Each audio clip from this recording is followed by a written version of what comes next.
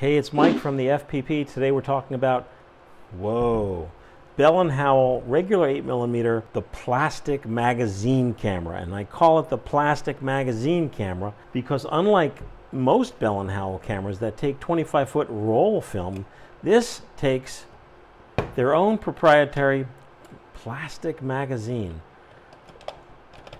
I mostly call it trouble. Yeah.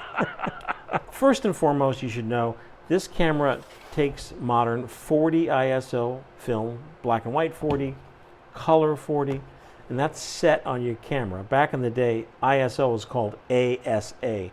And as you can see, this camera can only take up to 40. It can take 10, 16, 25, or 40 ISO film. Without further ado, here's my colleague Owen McCafferty to tell us about how this magazine works.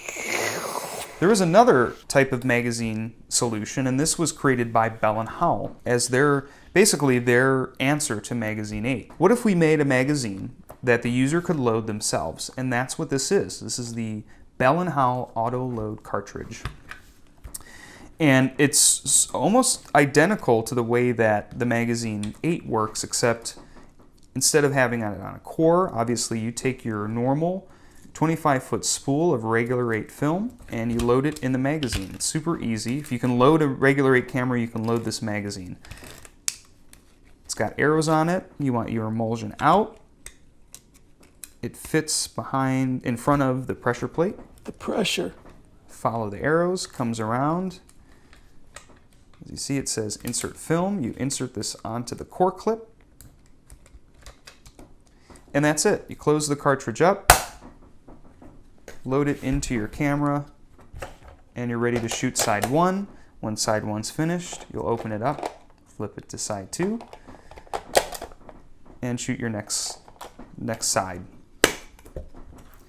What's nifty about the Bell & Howell system is that it does have an indicator on the side that tells you which side you've shot. When it's inserted into the camera, it will display what number side you used. The important thing to remember is that you should never open up this cartridge until you've shot both sides, because if you open this cartridge after you've only shot side 1, all of that film is going to be on this core exposed. So if you open this up, you're going to ruin your film. When you open it after you've shot the second side, it'll all be back on its original daylight spool.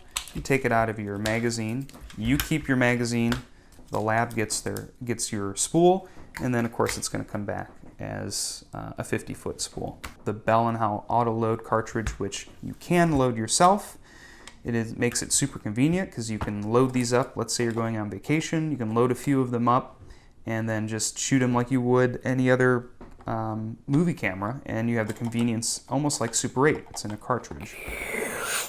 Thank you, Owen. So that's the scoop on the magazine. Getting back to the camera, once again, these are wind-up cameras.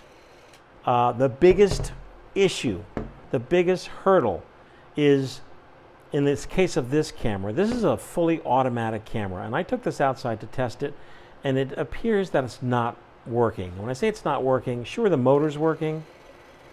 You know, this is a hand-cranked camera, which is awesome. You crank it up, and then that gives you about 30 seconds worth of filming. But the problem with this camera is in the lens is an aperture, and it opens and closes based upon how much light is going in. And this aperture is controlled by this auto selenium sensor. And if this sensor is left out in light over a course of 20, 30, 40, 50, 60 years, it burns out and it no longer controls the aperture, which means that the aperture is just stuck open. It doesn't close down when this is exposed to sunlight, which means that your film will be amazingly overexposed, and therefore it's not worth going through the trouble of shooting, because you're going to wind up with film that is essentially ruined. Now, there are different versions of this camera that have a manual aperture where you can actually set your lens aperture to, let's say, f/16, which is the smallest aperture, which will work in daylight with ISO color 40 film. But I wanted to today just give you the heads up with this camera, because I received so many emails about the Bell & Howells with the plastic magazine. And I don't want to be a bummer. I don't want to be just like, yeah, just put it on your shelf. But there are a lot of hurdles with this particular magazine type camera. Okay, email michael@filmphotographyproject.com. Leave a comment down below. We'll see you really soon. I just want to say one word to you. Just one word. Yes, sir. Are you listening? Yes, I am. Plastics. The pressure.